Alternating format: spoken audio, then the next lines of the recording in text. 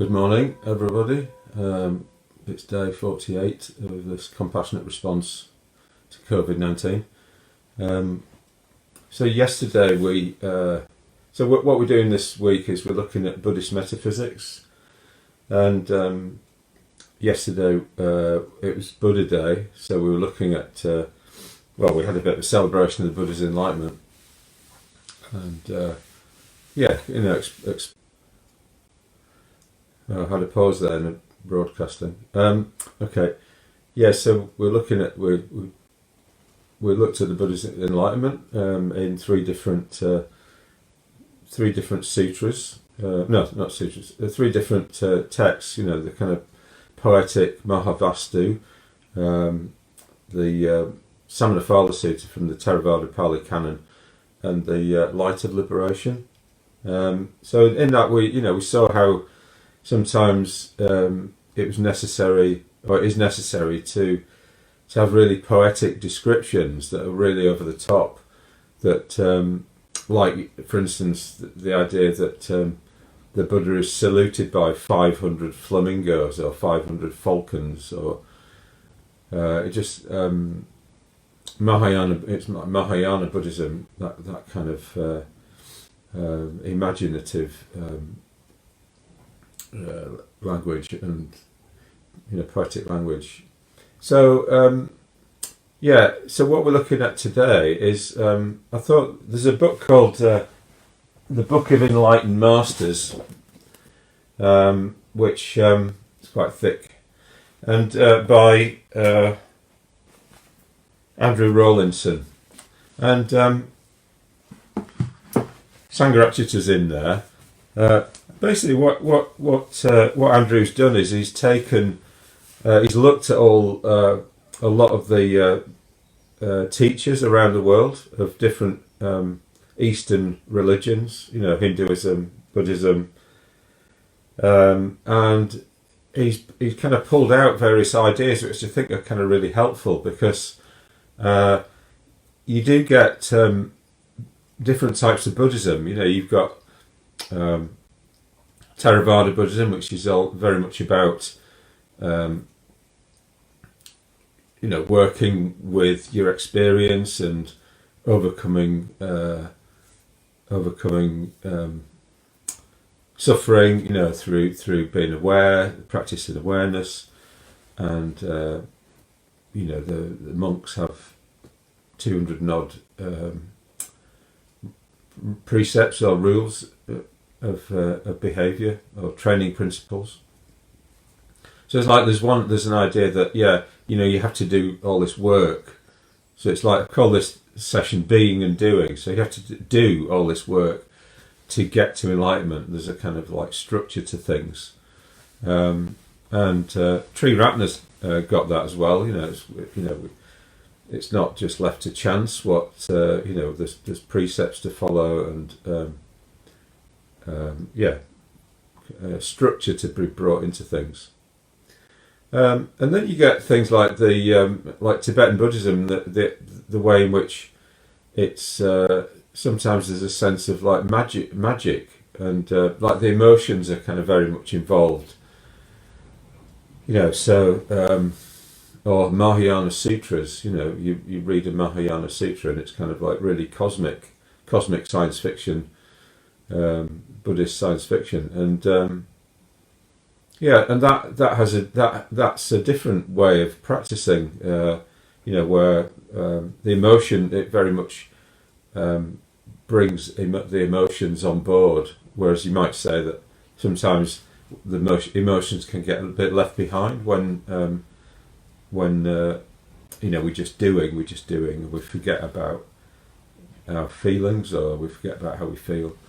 And then you have Pure Land Buddhism, which is about, in a way, it's about submitting. I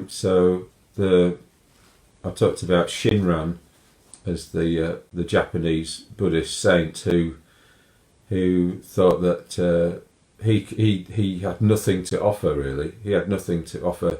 Like even his own faith in Amitabha, the the Buddha of the West associated with Jodo Shinshu tradition. Even his faith came from Amitabha, not from himself. So there's a sense in which, and we get this in in lots of religions where it's like submission, just kind of giving yourself over to what in the 12-step would be called a higher power, a God or whatever. So that's another way in which, another kind of way of practicing another form of Buddhism.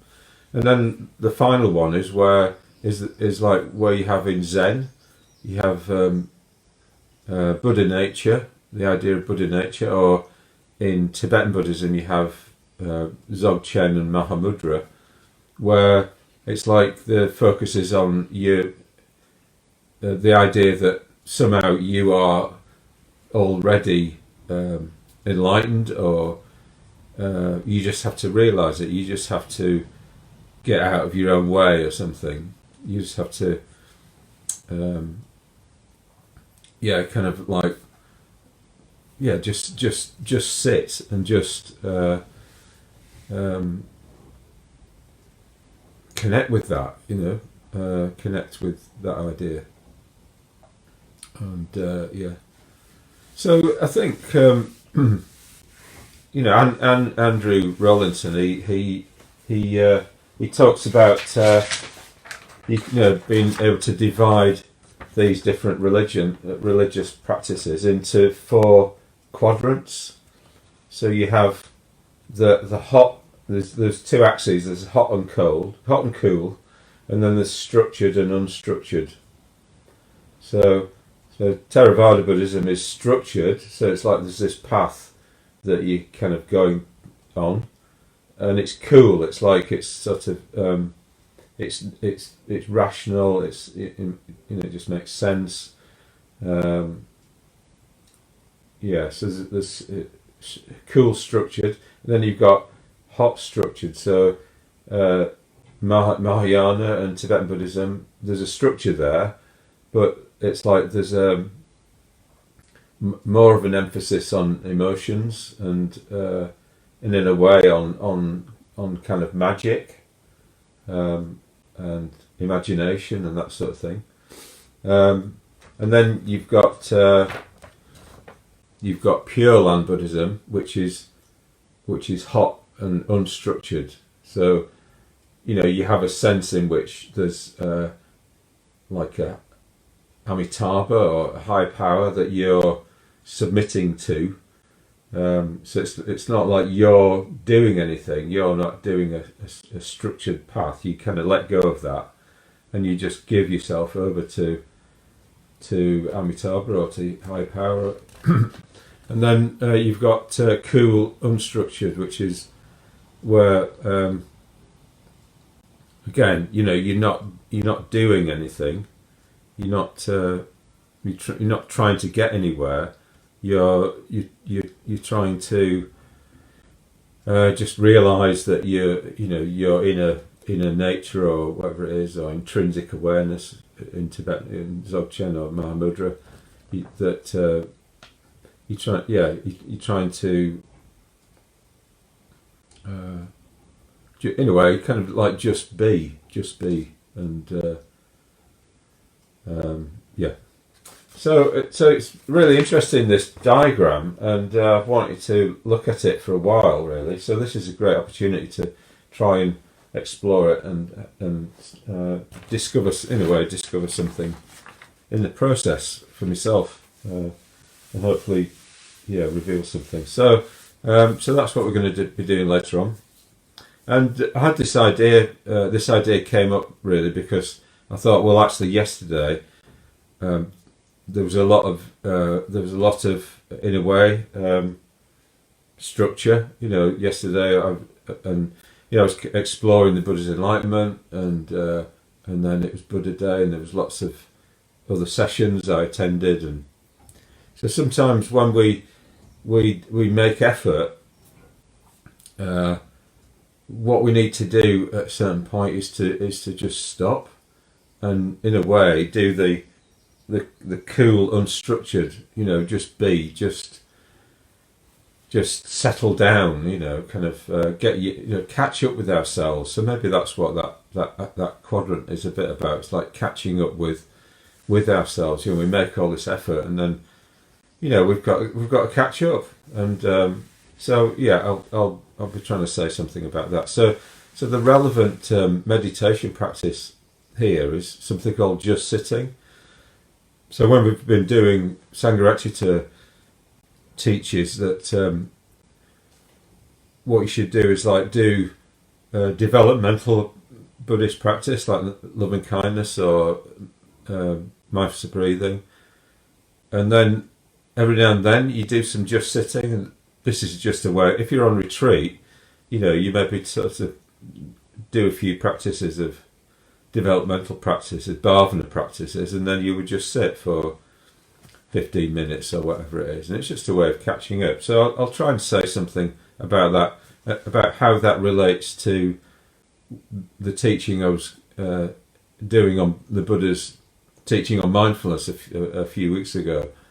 The Four Foundations of Mindfulness. I think there's something to be said around that. To address that kind of teachings as well. So, all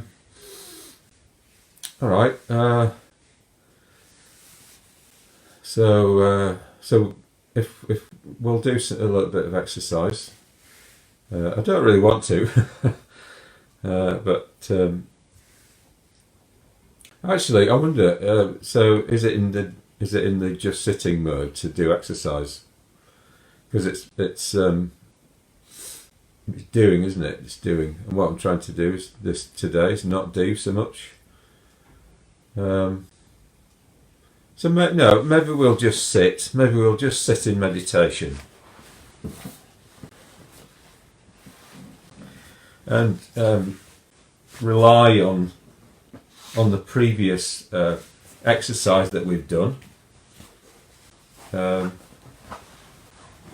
to carry us forward.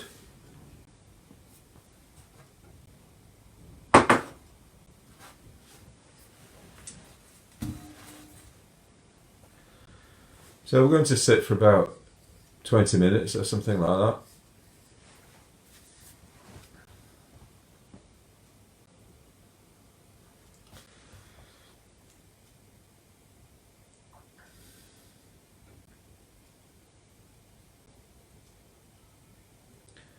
So in Zen Buddhism, which is the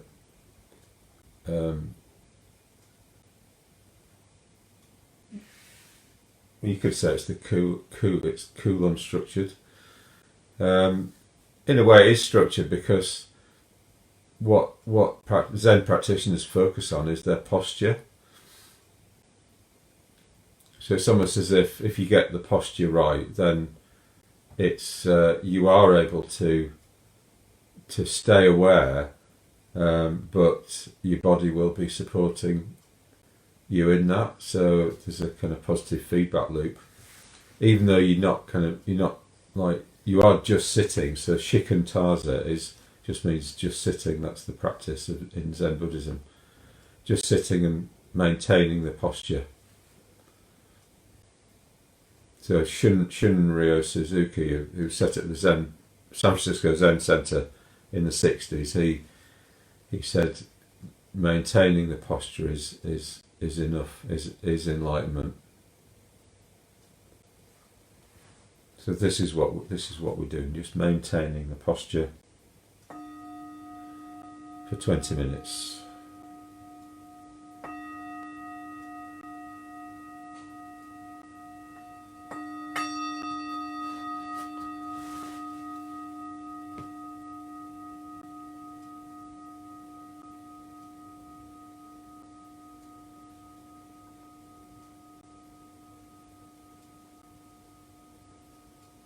Morning, Sheila.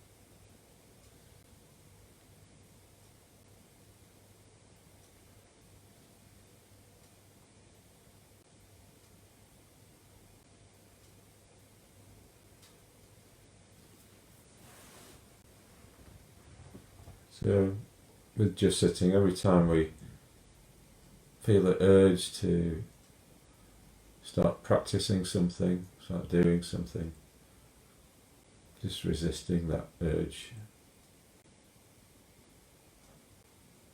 Just letting our body sit here. It knows how to sit down. It doesn't need any help from our mind to do that, to hold it up.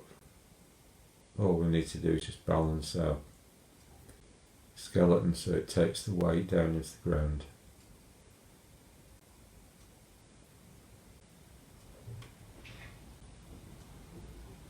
And then the muscles will naturally be able to relax if they know they'll be supported by the bones of the body.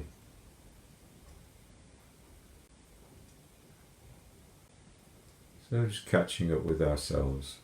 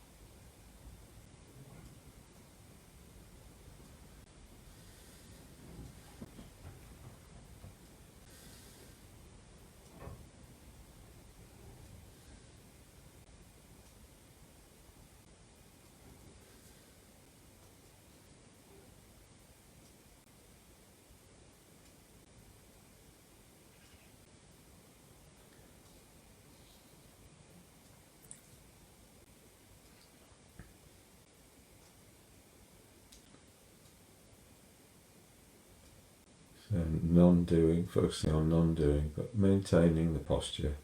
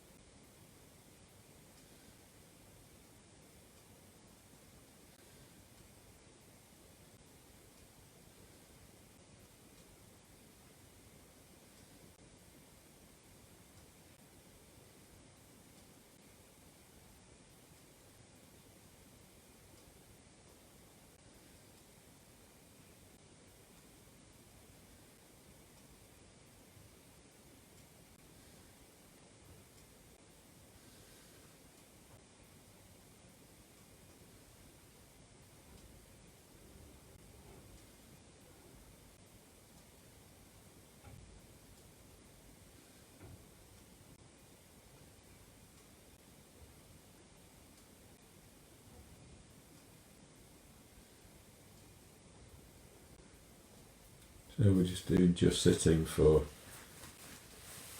20 minutes, so we've done about 8 minutes.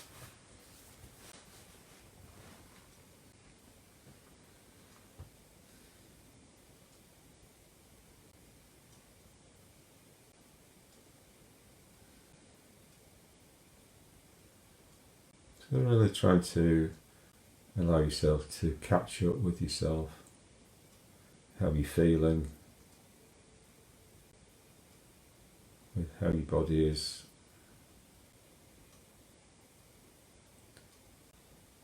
This general state of your mind.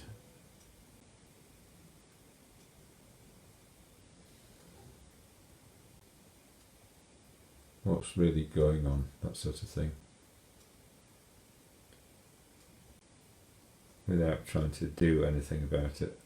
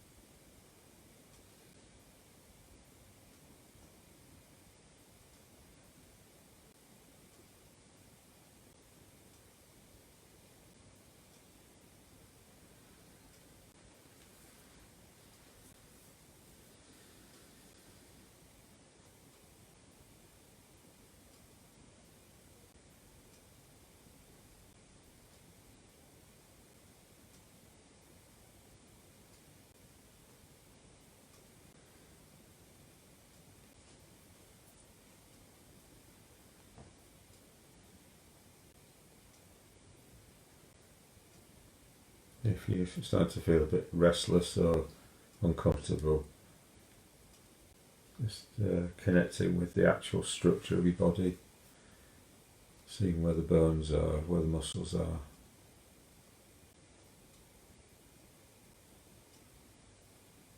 And just allowing the structure of your body to support your weight, the bones to support your weight.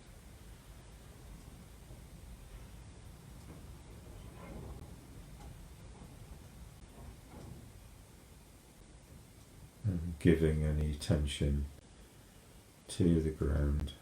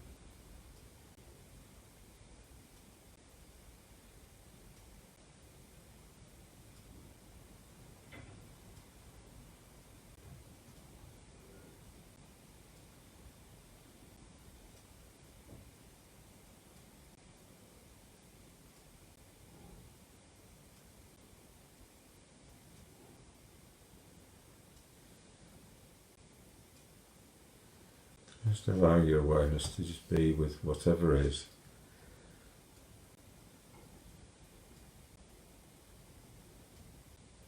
Not wanting to change it in any way.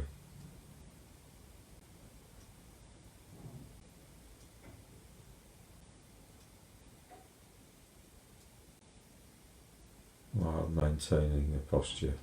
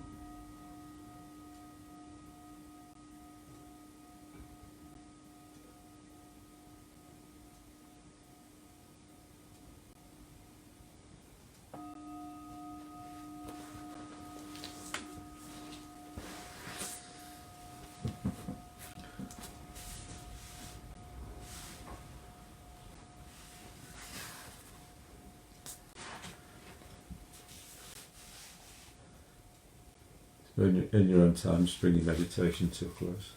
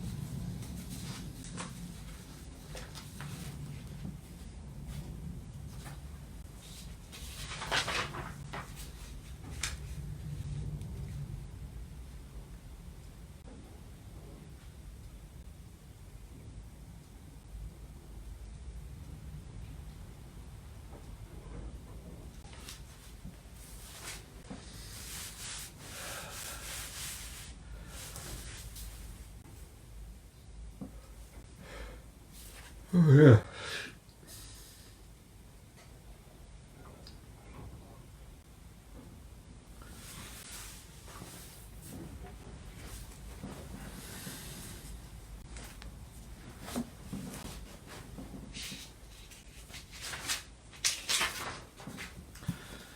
Okay, so coming back to this book, Enlightened Masters,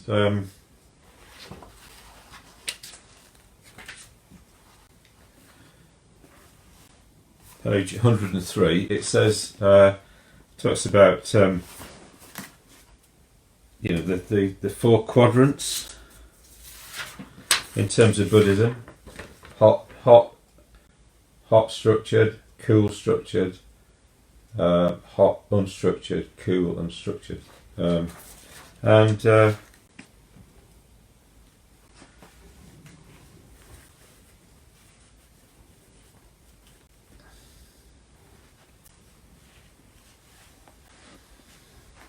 so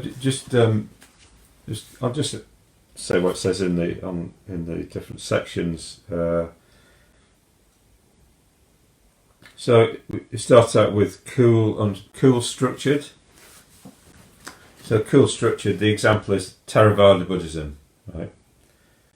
So it says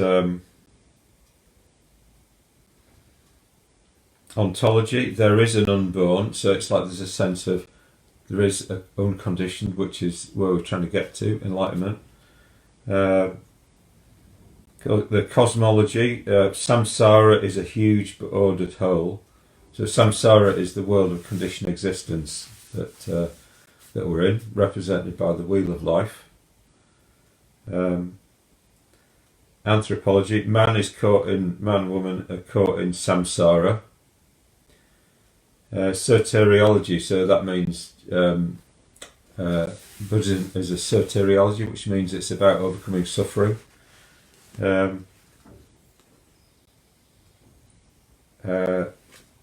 Mankind gets out of samsara by learning how samsara operates. Buddhology, the master craftsman, the great yogi. Don't know what that means. So there's a sense in which, there's a structure to things that you have to work with and try and overcome. You have to sort of try and get out of samsara to nirvana. And then you've got the other structured is hot structured. So the example is Mahayana Sutras like the Gandharva Sutra or Vajrayana Tibetan Buddhism. Ontology. The one reality manifests itself in a dazzling array, vyuha. So this is like in a Mahayana Sutra. You have Buddha lands innumerable as grains of sand in the Ganges. So you have this sense of this universe of spiritual universe, which is this vast array of qualities and that you can connect with. So in a way, it's like the hot element is that it's attractive to your emotions. It's it's giving you a real sense of faith that there's all sorts of magic might happen in life. Cosmology, samsara is inconceivably vast and contains innumerable surprises. That's nice, isn't it?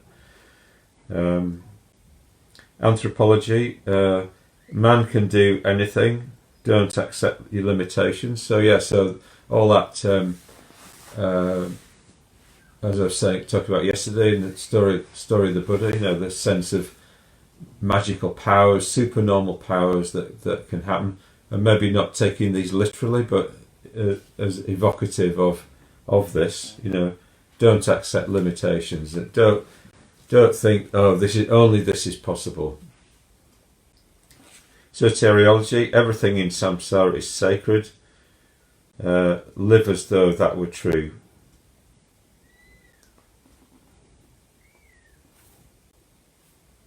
Buddhology, I suppose that means what you can say what it talks about in terms of Buddhas. The great magician, the great manipulator of form. So in Tibetan Buddhism, you've got Padmasambhava as the great musician. The great magician. He might have been a great musician as well, but a great magician. The Buddha is able to, in the White Lotus Sutra, all sorts of magical things happen that are just cosmic, and in a way they're kind of created by the Buddha.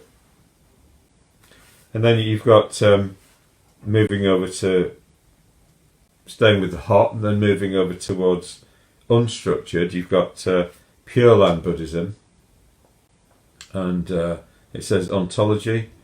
Everything is in the Buddha's hands, or everything is in Amitabha's hands. Everything is in your higher power's hands, if you're thinking in terms of other religions. Cosmology, the Buddha feels are constantly purified by Buddhas. So Sukhavati, the Pure Land of Amitabha, is just there. It's constantly being kind of maintained by Amitabha's vow. Anthropology, we need help from the Buddha.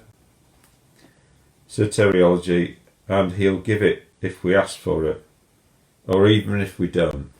So Amitabha comes for us, comes towards us, and he's really interested in specifically us. No matter what we're like, no matter how unskillful we are, or how unbelieving we are, it's like he's still there. Buddhology, the compassionate one who grants liberation.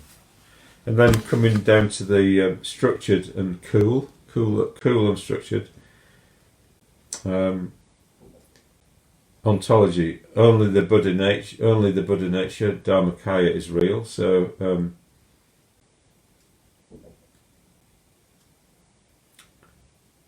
it talks about Buddha nature. We're already enlightened. Cosmology, all multiplicity is illusory. Anthropology, we are Buddhas. Soteriology, just realise it. Buddhology, the immutable essence of all. So examples: Mahamudra, Zen, Dzogchen.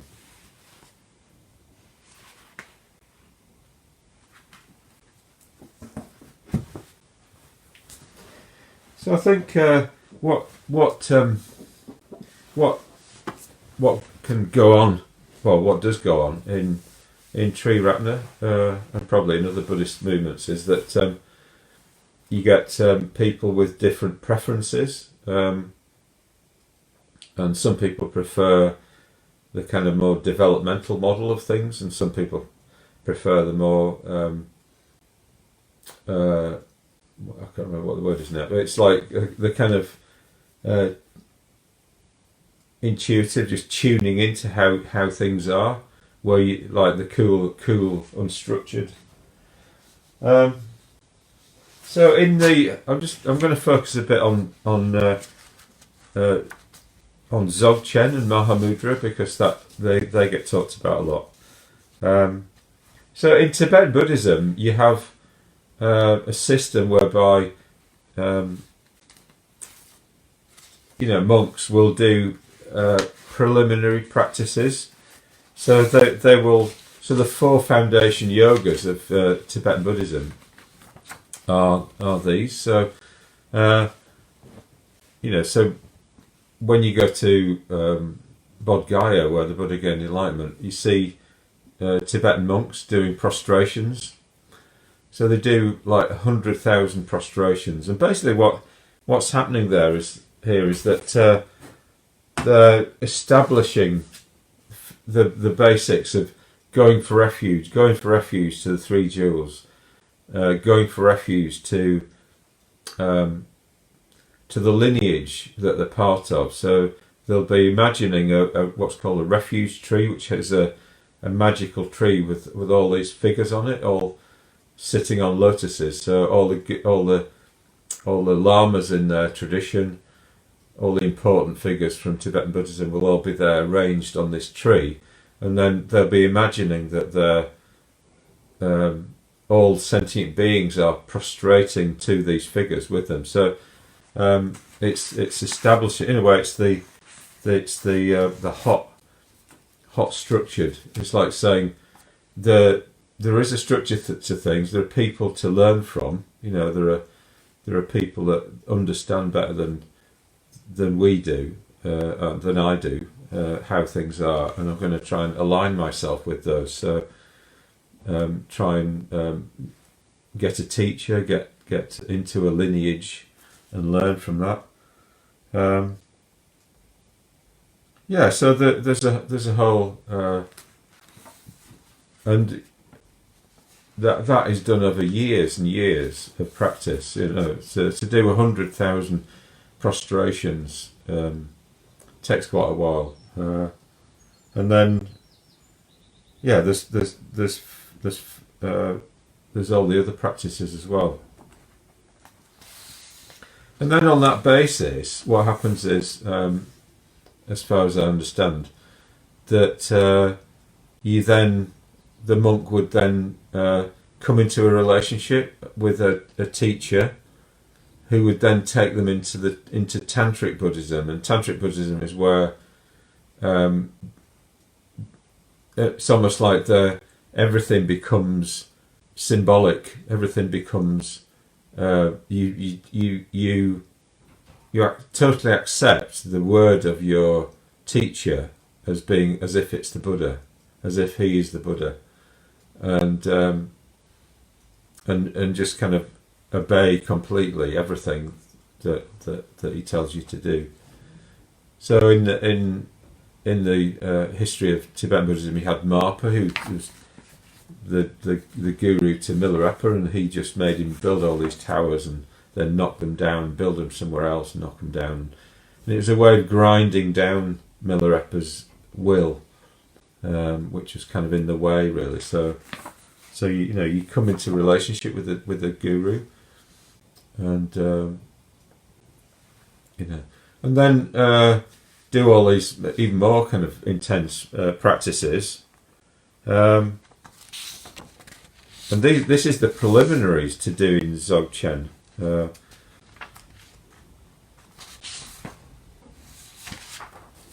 then finally,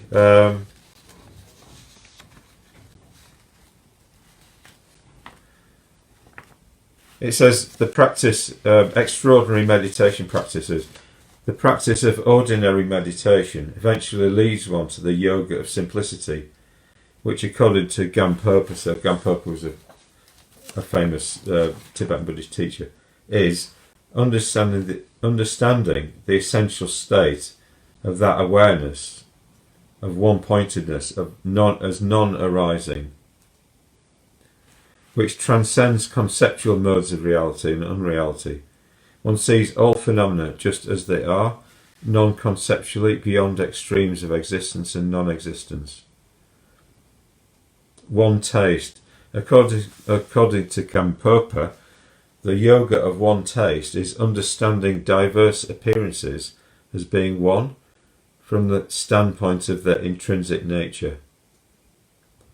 By meditating on the one taste of all things, the meditator will cognize the one taste of all these things.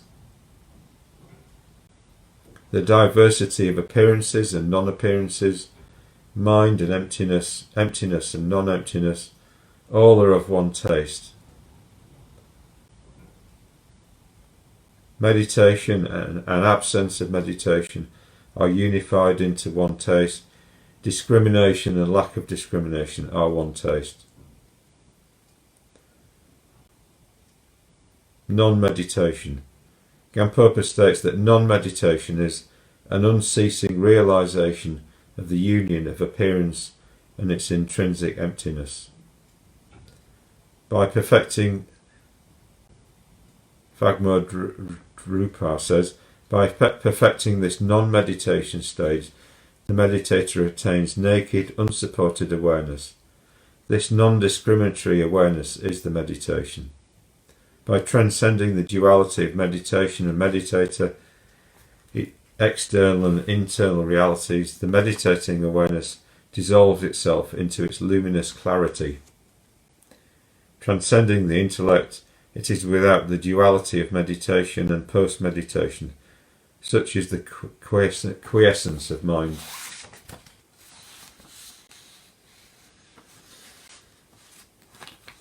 So, in the Tibetan tradition, you had a string of gurus, and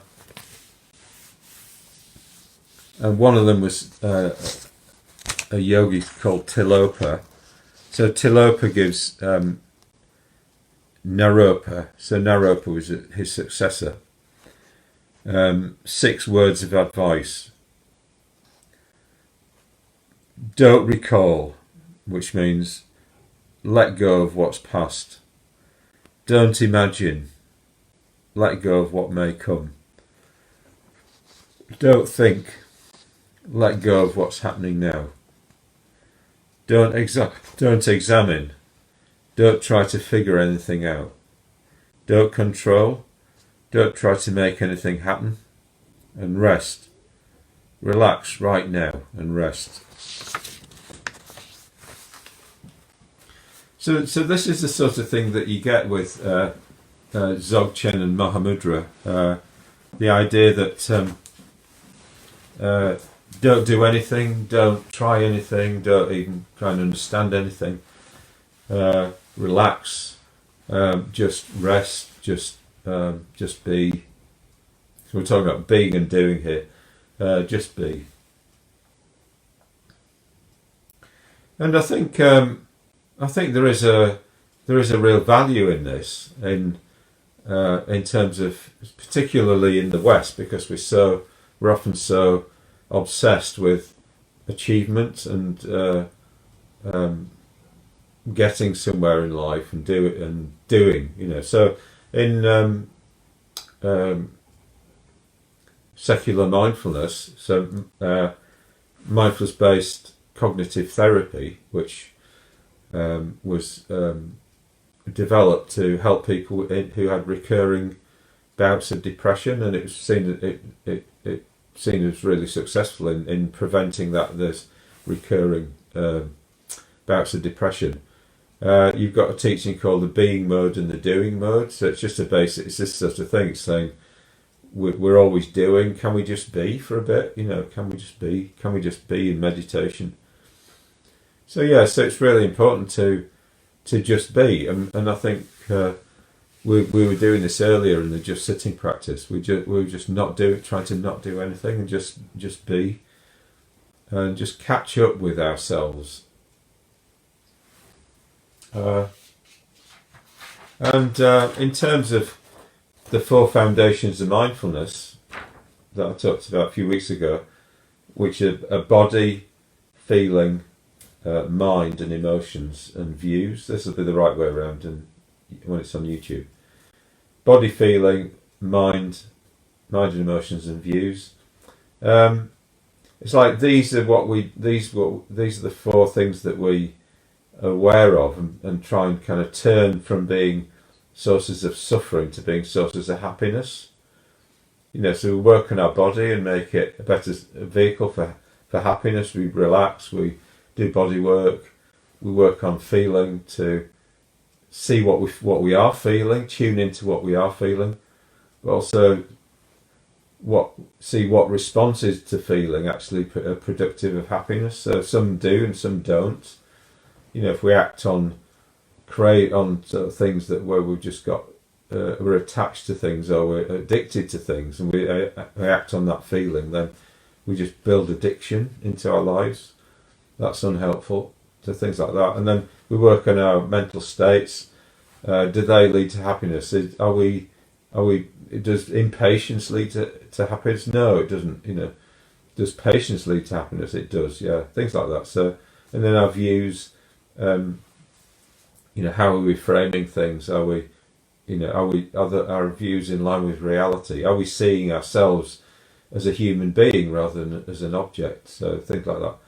So with the Four Foundations of Mindfulness, we can divide them into two groups. So body and feeling come under experience. So this is just what we're presented with in life is our experience. We can't do anything about it in the moment. We can then respond to it, but we can't. In the moment, it's just what we're given. So feeling is like that. Pleasure and pain is just given in the moment, and then we might respond in particular ways to it.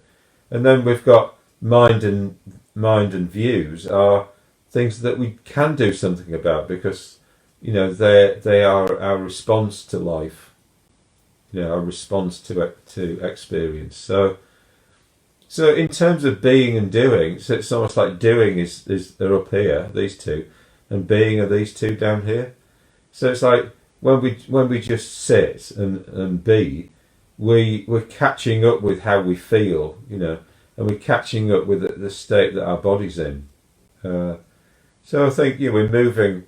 The talk in secular mindfulness about moving from a kind of awareness of thoughts down to an awareness of the body, and so we do a body scan in order to bring ourselves down into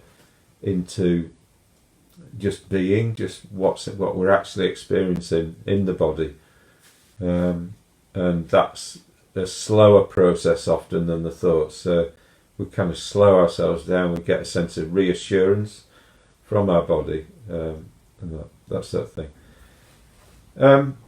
So ultimately, it's like we have to work both on being and doing. So it's like MBCT emphasizes being mode, but in a way, it's just because we're overemphasizing doing mode a lot of the time. So when we do a lot in meditation, so we're trying to do the loving kindness meditation, we have this sense of striving and struggling to try and kind of force out some care, which seems ridiculous. It doesn't really work, What we have to do is, so the word in Tantric Buddhism Tibetan Buddhism is sahaja. Sahaja means natural. So it's like, and I talked about this with the Four Foundations, that we're trying to just work with what's natural. We work with our body in a natural way so that it will support our mind and emotions and views. We work with our feet. We work naturally, not forcing things. So we need to bring all four foundations of mindfulness up together in a natural way. We see what condition naturally leads to another condition, and then we work in that kind of way.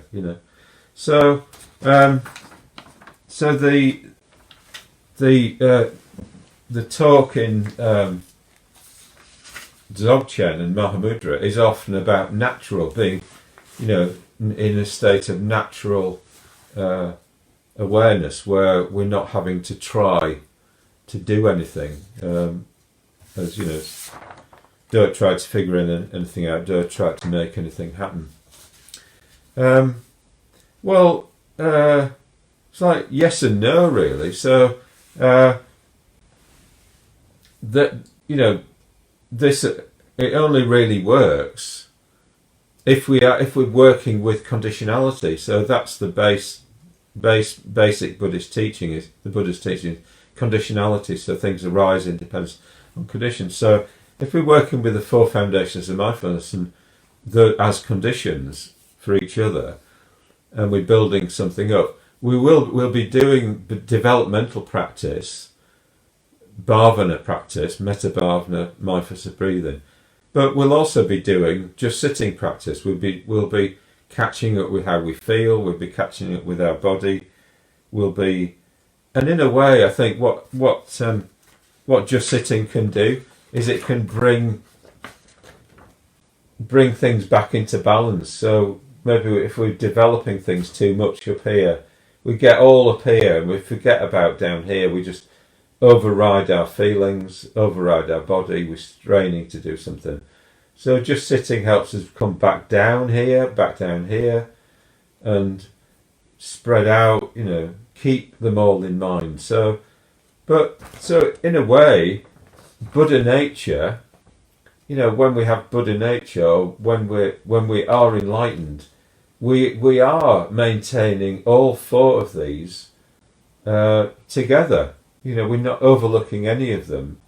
We're in a natural state where we're working naturally with all four, and we don't go into any sense of imbalance. But it's a description of Dzogchen and Mahamudra, a description of the end point, of the enlightened state as it is, of Buddha nature as it is. So, but to get there, we have to build all four up, So we have to really have clarified our views. So, when it says, don't try to figure anything out, we've already figured everything out. We already have right view.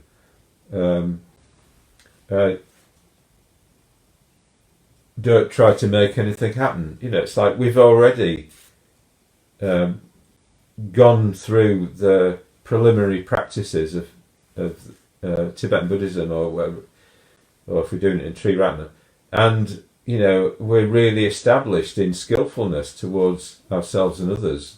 We're able to get into the fourth dhyana easily, and that sort of thing. Ideally, this is what we would be doing. So the preliminary practices are, which we can say include metta bhavana, mindfulness of breathing, and all that, as well as the foundation yogas. They inform our state at enlightenment. They inform the Dzogchen and Mahamudra. So it's not as if we don't have those. We don't have that skillful outlook. It's already established, and it's informing our non-doing. So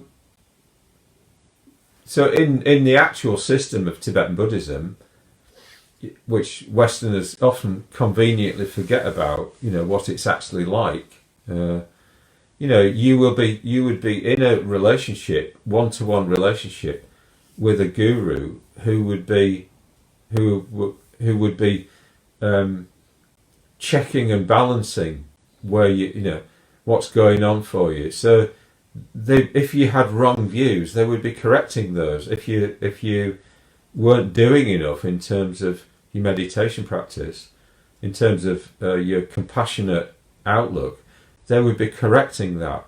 They'd be correcting you all the time. They'd be guiding you to the point where you naturally, all of that is established naturally. It's up and running, and so then the Mahamudra or Dzogchen is just maintaining that, seeing how to maintain that once it is established. And then I suppose what happens is that in Zen or in Tibetan Buddhism, at a certain point, you become recognised as a teacher, as like a Zen master in the Zen tradition, or as a lama at a certain level in the Tibetan tradition, and then you would take on disciples. So, but only at that level that you have realised things. And in the Zen tradition, it's just completely replete with examples of Zen masters and disciples in a kind of battle with each other, where it's almost like they're being tested all the time. Their realization is being tested all the time. And so I think, if people are going to be talking about Buddha nature and Dzogchen and Mahamudra and all this sort of thing, they've, in a way, it's all incomplete unless there's a sense in which their whatever realization they're having is being tested. So is open to scrutiny by the whole Buddhist tradition in a way. So what sort of person are you? That's the test in a way. So are you somebody to be looked up to? So so I'll just kind of to summarise. So what I've done is I've looked at this model from Andrew Rawlinson's Enlightened Masters. So Sangharakshita's in that book, along with lots of other teachers. And I've explored the four quadrants of cool structured, which is like Theravada Buddhism, where it's like the things are developmental. Hot structured, like Mahayana Buddhism or Tibetan Buddhism or Mahayana Sutras. There's a structure to things, but there's more of an emotional aspect to things, or magical aspect. Hot unstructured, which is like Pure Land Buddhism, where like Shinran, the Japanese saint who kind of just who submitted to Amitabha, just gave all his power over to Amitabha. So it's like how we think of often religions, or we just give ourselves over to the high power, or the God, or whatever it is. And then you've got cool unstructured, which is like Zen and Dzogchen, where you're already enlightened, you're in this natural state where you don't make any effort.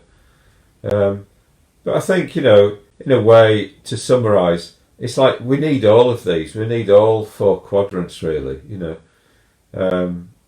And temperamentally, we're probably drawn to one or two. I mean, I'm kind of drawn to structured and, probably hot and cool structured. And I know people who are just drawn to just sitting, just to Dzogchen and Mahamudra or Zen, Buddha nature. So we need to be being and doing. We need to be doing developmental stuff and just sitting. And I think we need to be receptive. With Pure Land, we need to be devotional. Even the Buddha was devotional. Even the Buddha said, I need something to look up to. I need to look up to the Dharma. I look up to the Dharma. So it's like bringing all the elements up into focus, and I think we do that through working on the Four Foundations of Mindfulness and bringing all four up to become unshakable. Really, our mindfulness of body, our mindfulness of feeling, our mindfulness of mind and views. In the end, if all that is unshakable, then we naturally